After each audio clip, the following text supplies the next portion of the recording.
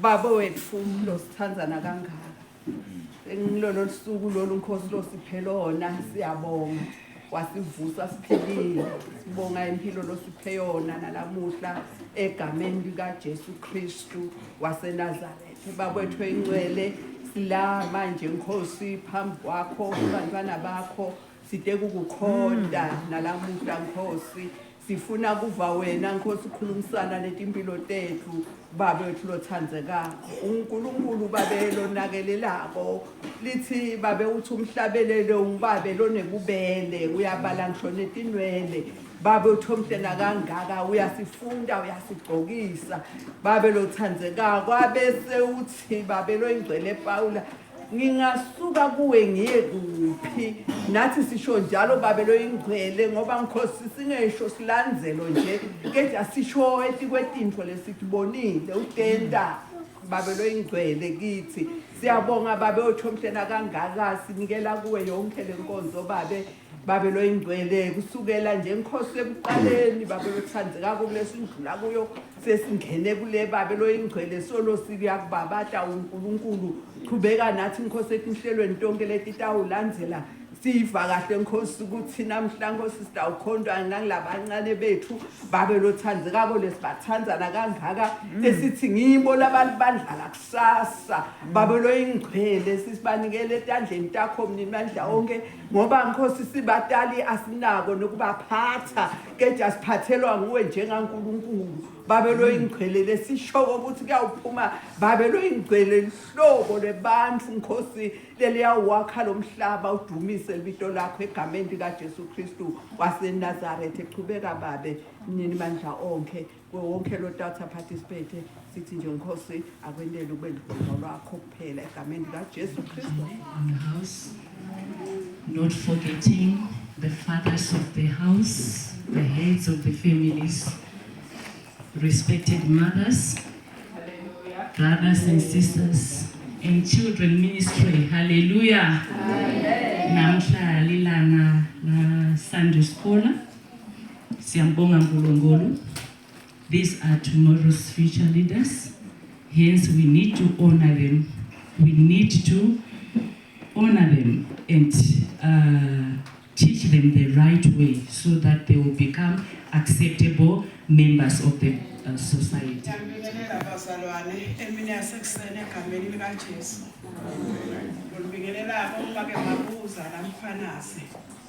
Ngiyamthatha Jesu inkosi nemsindiso empilo yami ngiyativela kumnanzi kakhulu ukuhamba naJesu Bengitibuka nje kulamalanga ukuthi nabe yenkulunkulu kube ngite wena noma kube angizange ngakuvuma waba inkosi nemsindiso empilo yami. Nabe vele ngangenda njani. Haleluya. Usumela bazalwane kutobonga uNkulunkulu nokuthokoza Sathane lo bekathi umshayane 2 feet kulamalanga uma ungakunaka khuluma kwami phose kuyabuyela emuva kancane but ngiyambonga uNkulunkulu. Kumcoka kudade bazalwane ukuthi ubani uhamba nabani. Haleluya. Amen. Ekumnanzi kuba ne one-on-one na Jesu lesinye isikhathi. Mina ke kethi athi fika le tifo ukuthi waze wakunika ithuba ke Sathane ngiyalo face to face with my God. Haleluya. Ngiyavama kufakaza ukuthi ngigijima mina anginenkinga ngiyavama ukugijima bese ngiyadraess table yami ngesibukweni ngifike ngishape ngithi ngadibona bese ngiyamtshela lo muntu lo ngumbona la sibukweni ukuthi ungubani khumbula ukuthi Jesu uhamba naNkulunkulu longashiyani wena lalela wena usudzikibaliswa ngitimo wena uphilile wena unemandla lamandla lavusa Jesu kulabafila khona kuwe sebenzisa wona khuluma kuphila la kuwe. Haleluya. Kumnanzi kuba ngumwana kaNkulunkulu kwethemba uNkulunkulu bese ngiyakhuluma vele ungafuni imbamba lunyawo ilele isinze bazalwana angikade nokuthi ngitrikalishwe yini lokhu kube njalo ngeva kanti ngiqale ngiva angivuke ebusuku ngifuna ukutandaza ngithatha ngokuthi nje imimoya phela ngoba you fight awuthandaza ngithatha ukuthi cha imimoya iphambana nami angivuke mbamba ke angikhoni vele ukuhamba ngiyathandaza ngimile ngiyaguqa ngiyabuyela embhatheni ngithatha lula angithi ngiyavuka ekuseni uthi awuvuki la lapha awusavuki ke la angithi ngifuna kumemeta umlomo ukuthi cha ngathi awukhe phasi Sathane ngasho ngibheke etulu tehla athi yembethe ngathi ngiyabonga uNkulunkulu angisingedva ukhona kanye nami wena lothite emandi ngeke ngikhukhulwe nelangabi ngeke limshise noma kusiphi isimo ukanye nami. I'm not alone. Khuluma kuphila kulomtimba lo manje lo mtimba lo uNkulunkulu uThembe lakho lakuhlala khona moya wakho loyingwele wena la khona wena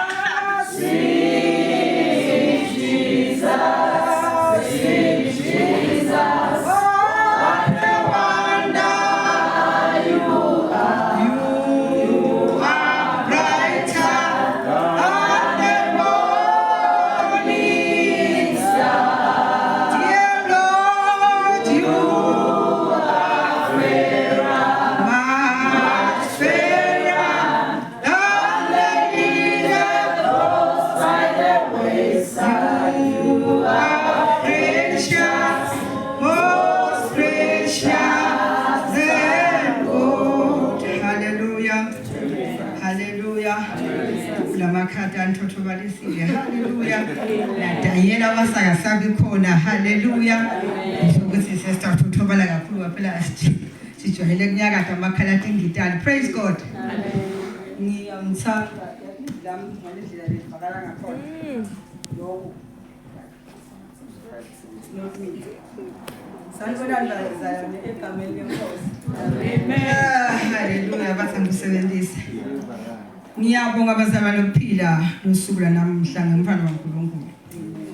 Jesu ngamemukela, ngamthanza, ngiyampilela kusifiso sami sekuphelela emaphakadeni. Kusifiso sami kakhulu elitawenteka ngoba ngimi lo tawuphila nempilo letamjabulisa uNkulunkulu. Hallelujah. Hallelujah. Ibantu abasha lapha khona ngingdanishaya ngikhuluma umfakaza mina. Hallelujah. Mfundisi noma ke lo lapha phambi kwakho uyavama nje kusukuma athi uthi uNkulunkulu akwenzele ukuthi sizathu sami kungamlalela uNkulunkulu ngiboneke ukuthi akusiko kahle ngoba usepilo masetendekile ngalendlela leNkulunkulu akuvedele ngayo wena lokinzile isala nawe liqiniswe lithi lisivile Nkosi uNkulunkulu akahlala ngakhuluma hleza khuluma haleluya ikakhulukazi kumfana kaNkulunkulu uhlala akhuluma manje ngithi le angathi sambe lesonto noma sambheka khona some position akhona uNkulunkulu kanti uNkulunkulu uhlale akhuluma ngiyambonga uNkulunkulu kuse eminyakeni wona lona ngilona okay ngisathi bengihlala ukukhuluma ngale ebandleni uNkulunkulu usakuthandazwe la ebandleni bathandaza ngisakuthandazwa ngeke ngithi ngoba kumenyedelwa umthandazo lo yabasesonto bese ngisakuthandaza kwathandazwa kodwa ngiyambonga uNkulunkulu ukuthi washaya izidlazana lebafathi laba ngi5 walipitela kule nkonzo lebese lapho kumbula endiwe la ebandleni nema results akhona siwaphethe ngeke mama usema kwemthandazo noma ungathi lo sikwagina kuthandaziwe kwathandazwa nethi 20% akubazalwana nimangisi ngadisho ningamangala emandla emthandazo bengucele uNkulunkulu wase uyavete emakoneni baba ngi5 lebangenele ngathi ngelale ekucala bafana bangi4 wabangeta uNkulunkulu baba ngi5 ngathi ya kodwa lamatshe lekahlulekisa David abamangakhe umfundisi ngifunza livule Nkosi abakhona lapho Goliath lapho lahlulekisa Goliath semehlulekisa kwaphumelela konke lokho lokubonakala lokwenteka la ebandleni labo make labangi5 asefihla la kwena fihla kani bathandana namhla ke uNkulunkulu last week na leviki kimi uphinze wathi yephephile phambi ngiphephile igama lami angisaneza basengugile noma sigogo phephile magogo phepha senze igama lami nje solo ngibita ngalo nakithi nakami nama husband ngibita ngegama lami nabantu bami uthi uNkulunkulu ngake ngathi ngicela imvuselelo yebuyisana yenhlambululo ubuyile ke mfundisi uNkulunkulu ukuthi le mvuselelo yebuyisana yenhlambululo lesona ngayendanga lekumahalala kahle ngicabanga indawo khulisa lebandla la eTibini ngiyaxolisa abazalwane kuthele ngiconzane naye ukhulume nami kuthele ngiconzane naye uthi uNkulunkulu uyayicela le mvuselelo yenhlambululo namandla izwi lakhe liphuzisa liphuzisizimba baba nigeni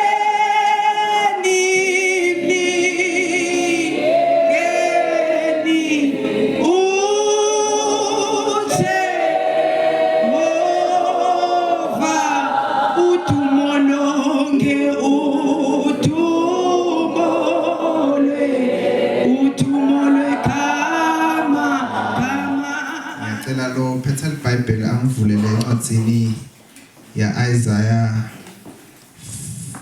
41 verse 10 kaphinza ngivulele Isaiah 54 verse 17 hallelujah incwadi ya Isaiah iseTestamentini lelidzala lo satholile nje bazalwane angangifundzela ngifuna kusemisa khona ubufakazi bami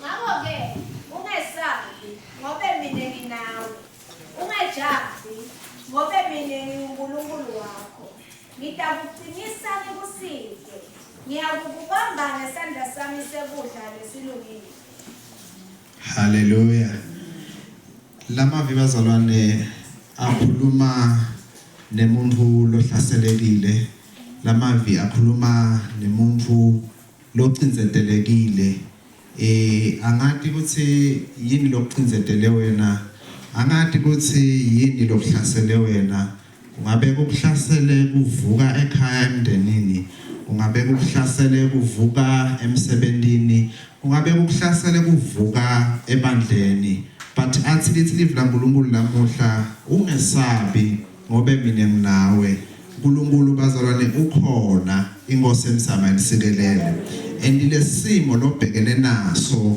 akusiko ukuthi ngobe wena wone kakhulu yini akusiko ukuthi ngoba uNkulunkulu angasekho yini akusiko ukuthi ngoba uNkulunkulu angasakuthanzi yini ukhona uNkulunkulu uyakuthanda futhi unawe kulesimo that is why uphila kahle kahle lesimo besithi kukunqoba lesi kodwa uNkulunkulu walile nawe wathi ngidawungena naye ngambamba ngesandla noma ngena kulomlilo ngidawungena naye inkosi emsama nisikelele ngiyaphi ke bazalwane kulamavi u54 verse 17 Kunje sikhalile silolelwa kulwa nawe lesiyawuphumelela. Uyakuchitha yonke inkulumo lekubeka licala. Leli lifa letingceku taSimakade. Lokhu ngubona ukudivikela kwami usho Simakade. yebo tikhali titaba khona lotawujijelwa ngato kodwa kude lesiyanqoba uyawujijelwa yona intona tikhali ngathi timbi titawuba khona kodwa ngeke baphumelele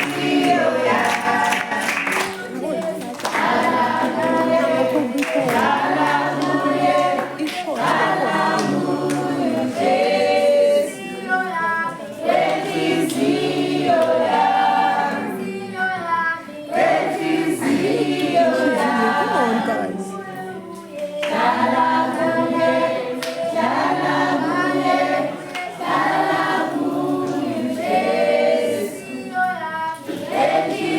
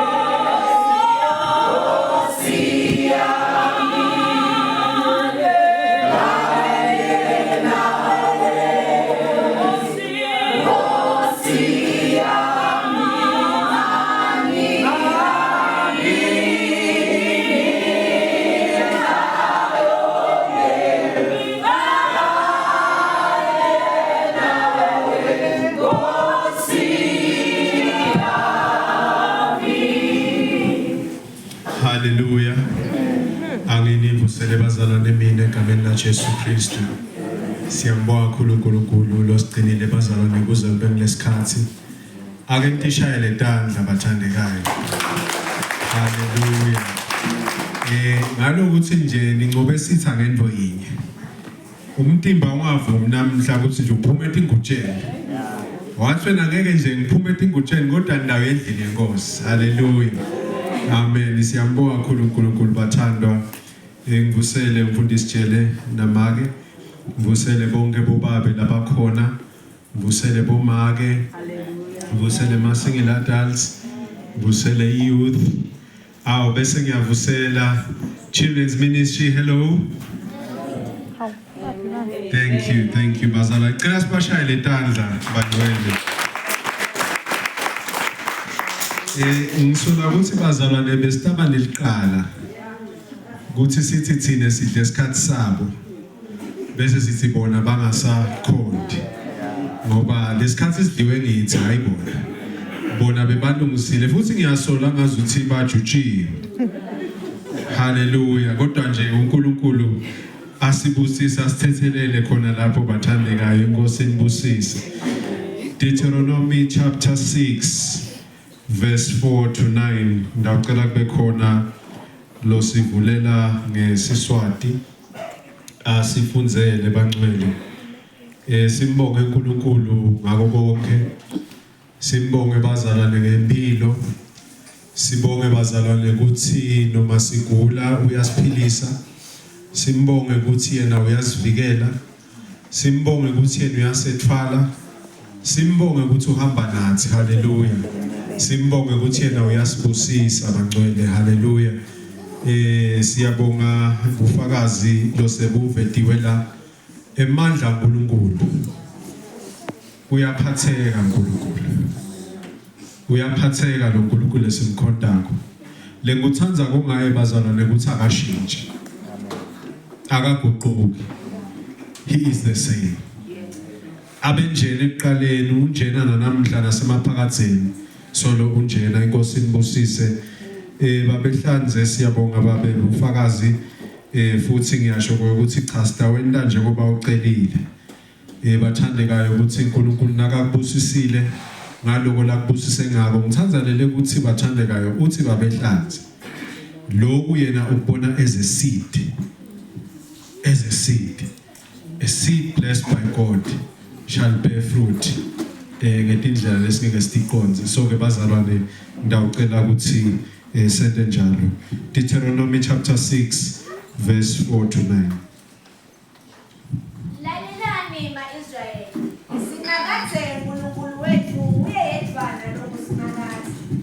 Sanza simakathe uNkulunkulu wakho ngayo yonke inhliziyo yakho, nangawo wonke umphefumulo wakho, nangawo onke amandla akho. Le miyalo lengininika yona lamuhla kufanele ibe sezinhliziyweni zenu. Niyakuyinamathisela ezindlondlweni zebantwabenu, nikhulume ngayo nanihlezi emakhaya, noma nihamba endleleni, noma nilala, noma nivuka. Niyawuyibophela ibe timpawu etandleni zenu nasemabundini enu. Niyawuyibhala etinsikeni teminyango yetindlu zenu nasemasangweni enu. uNkulunkulu abusefunda kwelivi lakhe bathandekayo. Lithi lesingisi, hear O Israel, the Lord our God, the Lord is one. You shall love the Lord your God with all your heart and with all your soul and with all your might. And these words that I command you today shall be on your heart. You shall teach them diligently to your children, and shall talk of them when you sit in your house, and when you walk by the way, and when you lie down, and when you rise. You shall bind them as a sign on your hand, and they shall be as frontlets between your eyes. You shall write them on your doorposts, and on your house and your gates. Hallelujah. Nakabathandekayo lawa ngemavi ekukhuthata, lawa ngemavi ekuyala. Nakakuthi lolo bhalako lapha lo Mosi ubhala emagama lawatshelwe uNkulunkulu. Nakakuthi akababali bomake, akababali bobabe, akababali labasha, ubhala children. Uthi lamagama lawa niyawafundisa abantu abenu, bese uyasinika letindlela tekuthi singakwenda kanjani lokho. Lamagama athi, tsanza simakathe uNkulunkulu wakho ngayo yonke inhliziyo yakho, nangawo wonke umphefumulo wakho, nangawo onke amandla akho. Magama labuya kuNkulunkulu ukhuluma nesive sakhe. Sihloko namuhla bazalwane ngifisa ukuthi sikhulumele kuso kafishane singakathandazi, sithi tsanza simakathe. Tsanza simakathe. Nakawethi bazalwane lapha lawa ngemagama qishe eqina. Magama eqina ngoba akhulunywa nguMose, ukhuluma nesive saka Israel. Ukhuluma lapho sebabuka ngesheya lapho uNkulunkulu athi ufuna kubamikisa khona. Uwakhuluma uyala ngoba kwana naye ngeke asafika ngesheya. Uyala igeneration lensha lena ngabe bakhona labancane bayo labasuka eGibhithe bebasebancane kakhulu. Uyala ubolile bantwana baka-Israel basala in the wilderness ngenxa yokuthi behlulekile kulalela uNkulunkulu. Emagama ekuyala. Ngiyakhumbula ngithena ngifunza lapha, ngakhumbula nami ngalenye ilanga ekuseni umlomdzala lombabe asinika emagama asithuma lapha engwane phaka amanzini. Athi ngoba ndvodzana uthi sekukhona lapho ubone ngakhona. Wanika emagama, wanika umyalo. Kuthi ake niphume ke nalabo abesithume nabo niyele la uthi ubone khona. Emagama eqina. Ngiyakhumbula abathandekayo emagama mhlambe umuntu asengangeni kule nkonzo yemshado. Sihleli nalamanye amajana, labanye bobabe labadzala babeka emagama ekuyala. Kuthi la ungena khona ke mfowethu kuphilwa kanje. Ngaka ukuthi lesi sindvo salamagama kwensita kwenta ku-understanda nekumkhuthata ukuthi kufuna le ndlela ngiyihambe njani. Manje lapha kunawo ukuthi Mose uyisummarize le nto ukuthi whatever you will do when you get to the land that God has promised you, nayi into lekufuna ungayikhohlwa. Thanza simakaze lo Deuteronomy 6 lithi the greatest commandment. Manje bese ngikhumbula ngesikhathi saJesu khona lapha Mark 12 la chaza khona Mark nakabhala uthi lapha bekunalaba Saddusi bakhuluma ngalenzaba ukuthi kodwa kwentekani umuntu kuyakwenteka nasivuka ekufeni. Babuta ngalenzaba ukuthi kodwa le indvodza beyinemfati ingabe nasifika lezulwini intabe sekuthiwani. Uyabaphendula Jesu uthi ayikho le nto le because nasifika ngale sekude indzaba emshado. Manje lithi ke le Bible kwase lithi one of the scribes came up and asked him ukuthi what is the greatest commandment? Ngiyanaka ngithena ngiyibuka lenzaba ngasine kahle kahle le scribe lesibese siyamtesta Jesu. Ngichaza kule mpendulo ya Jesu bazalwane uyichaza le verse njengoba libhaliwe. Uthi nangu umyalezo lo nguye umyalezo lomthoka kuna wonke lalela Israyeli. uNkulunkulu wethu munye. Thanza uNkulunkulu ngenhliziyo yakho yonke. Ngemphefumulo wakho wonke. Nangemandla akho onke. Ngakho ukuthi bazalwane la sitshela ukuthi kufuna silalele lokusho ukuthi kunezinto uNkulunkulu lakhulumako lekufuna Steve. Utakhuluma ngetinceku takhe. Utakhuluma ngebantu bakhe. Kodwa le zinto latikhulumako tikhuluma ukuthi yena ungubani. Ikakhulu ungubani kithi. Lalela. Lithi lapha asithanze uNkulunkulu ngenhliziyo yethu yonke. Naka kokucala ukuthi lapha kuvela lamagama na ufunza nje lesahluko lesisifundzile kuvela nje igama lithi shall. You shall. Nangabe khona nabantu umthetho lana abantu understand ukuthi na ubuka umthetho hayi uyavama lo shall. Shall uhambisana nemthetho. Into lefuna ukuthi sinake, into lengaguquki, into lefuna siqaphele. You shall love the Lord with all your heart.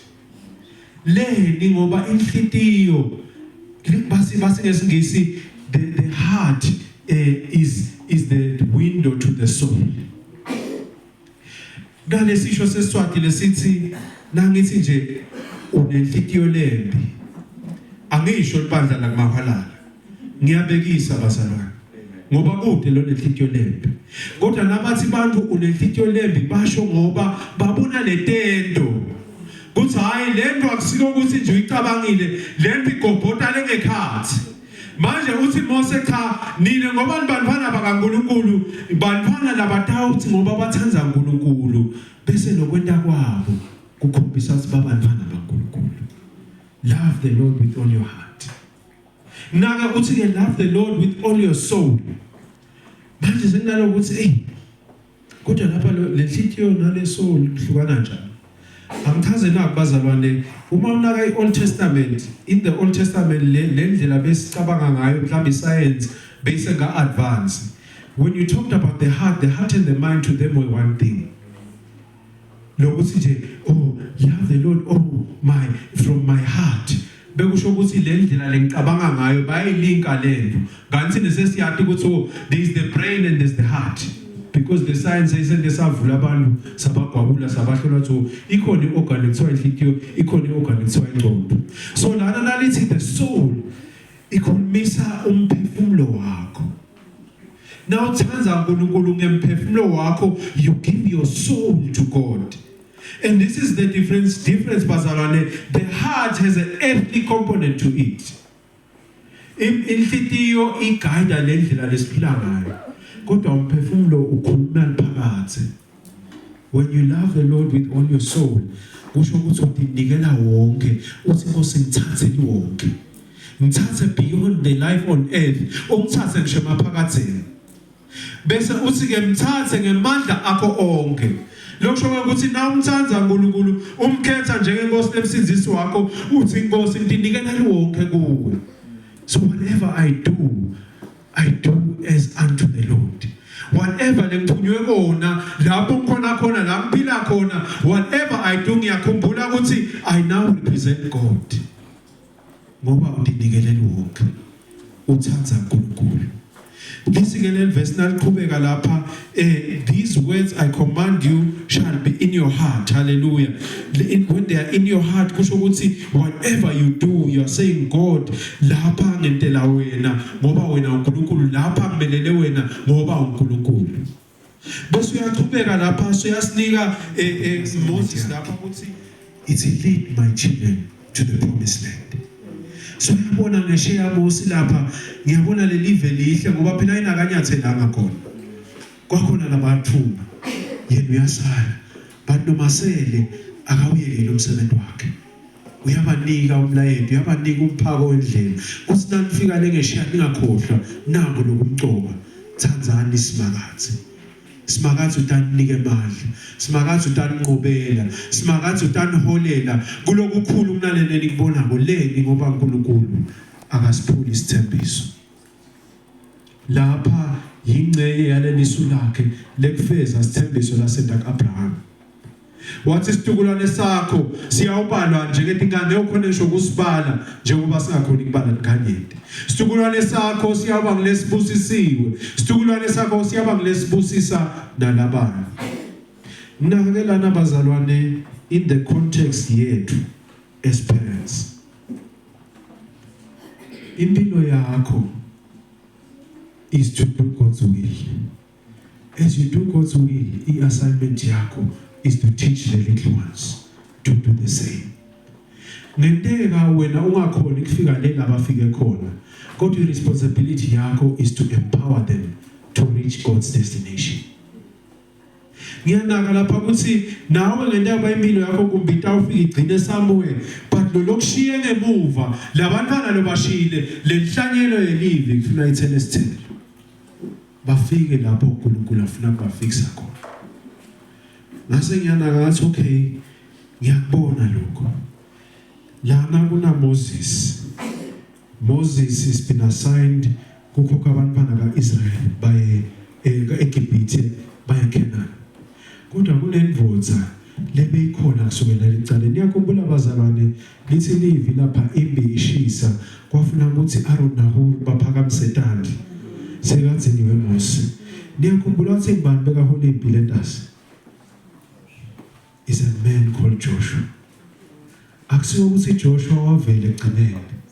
Joshua bevela khona. uNkulunkulu asayinile irole lemqoka.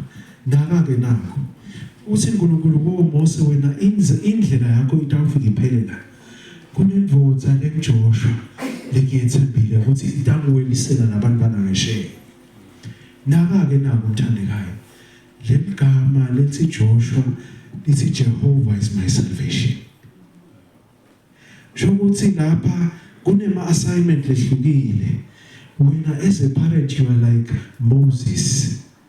uNkulunkulu uthi khokha labantu abami from the spirit of darkness, from the spirit of evilness ubafake ekhanyeni. Kodwa kunemuntu lenimbekile. Lo ntabe siyabathatha labantu ababulawelela la bafuna khona. Legama lethi Joshua ngilaksuka kwaligama lethi Yeshua. Legama lethi Yeshua lisho Messiah. Messiah kubani? Jesu Kristu. Losho ukuthi bazalwane umsebenzi wethu ukuthi sifundise abantu bethu ukuthi bamthanze uNkulunkulu ngabo konke nabanako. Sibafundise sibakhuthaze ukuthi bahambe endleleni yaNkulunkulu leni ngoba kufuna bese bamitha Jesu. Lotha ukucula impilo yabo. uJesu ke lotha abawelela ngesheya. Lapho uNkulunkulu abafuna khona. Ukuthi uNkulunkulu abe inkosi nemsindisi. Teach these words emakhaya. Teach these words nihamba. Teach these words nisebenda. Teach these words nivuka. Teach these words nilala. Kuthi sithanze simakathi. Let us love God with everything that we have. Children's Ministry sanibonani. Let us love God with all our heart, with all our soul, and with all our strength. And He will be with us. He will guide us. He will lead us to the destination where He wants us. He will lead us into heaven if we believe in him. Ndawucela sukume sitokhuleka kanye kanye.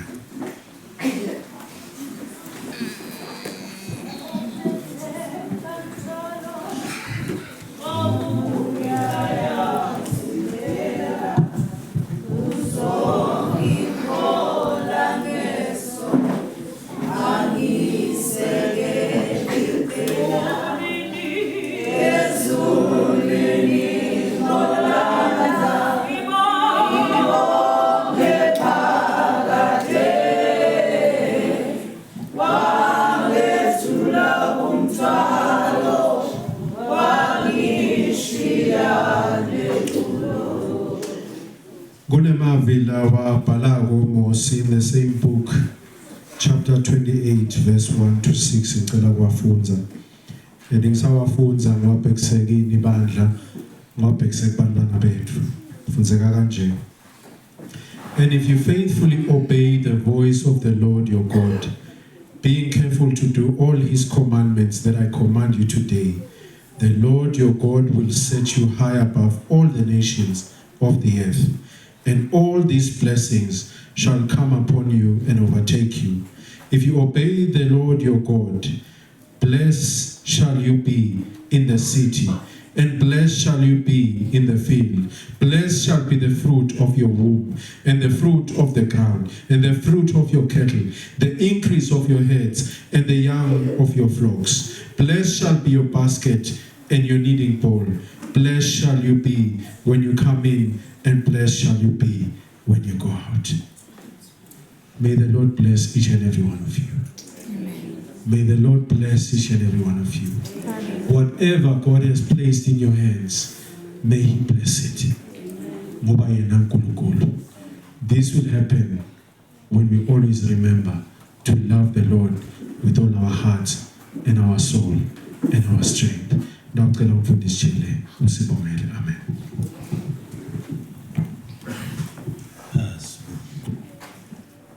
Baba wethu lengcwele isongo sethu Jesu Kristu siyabonga babe livi lakho elingemadodza lasiconzisayo elisikhomba indlela yokuphila sekulomhlaba elisikhomba indlela ukuthi siyawufika siphile kamnanzi ekhaya ezulwini nalivi lakho babe sokulibeka inceku yakho kithina baba ukuthi ngempela kumele ukuthi sithanze uNkulunkulu wethu ngenhliziyo yethu yonke babe i-challenge lenkulu lena ekuphileni kwethu ngoba inhliziyo yethu unengile ukungena kiyo ubhekele kodwa emini babe sicela umusa lovela ukuthi malusisite sithanze uNkulunkulu wethu ngenhliziyo yethu yonke nebantwana bethu bambone lo uNkulunkulu kithi njengoba livi lakho lisho ukuthi nangempela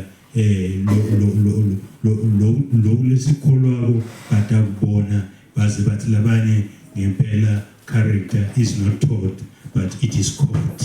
Sicela lokho uNkulunkulu wethu influence lo lesinayo ephileni kwethu imkhombe lo Jesu imkhombe lo Yeshua lesisibe ngaye siyabonga livi lakho uNkulunkulu siphe lona ngenceku yakho sente babe siphile ngalo imihla nemalanga siyabonga lokhu egameni likaYise nendodzana nelakhe moya ogcwele. Amen.